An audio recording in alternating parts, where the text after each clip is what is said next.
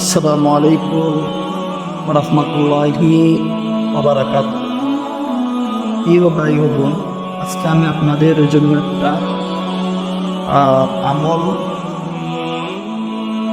নিয়ে আসলাম, যেটা হচ্ছে স্বামী স্ত্রীর ভিতরে যেই ঝগড়াপাত বা সংসারে অশান্তি হয়, এই নিয়ে কিন্তু অনেকেই চিন্তার ভিতরে পড়ে যান। অনেকে বলেন যে হুজুর, আমার স্ত্রী আমার সাথে অনেক খারাপ আচরণ করে। আবার অনেকে বলেন যে হুজুর, আমার স্বামী আমার সাথে অনেক খারাপ আচরণ করে। তো আজকে আমি তাদের জন্য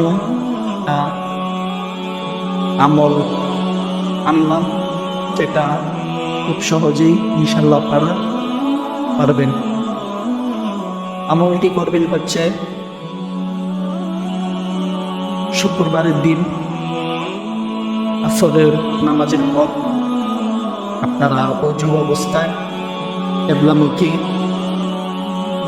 হয়ে বসবেন, এমনকি সামনে তিনটা আগরবাতি জ্বালাই দিবেন আর আপনার শরীরে আতর লাগাই দিবেন।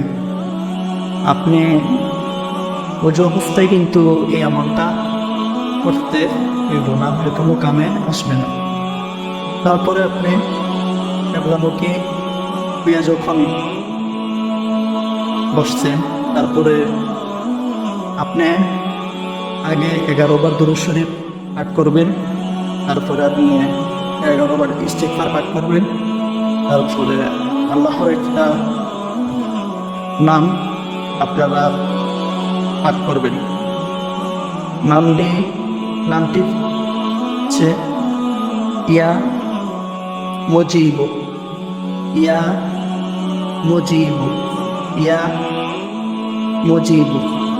এটা পাঠ করবেন 703 বার।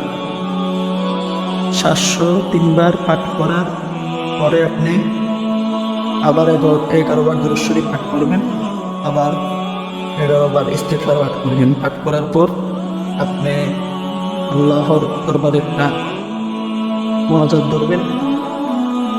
ইনশাল্লাহ আপনার এটা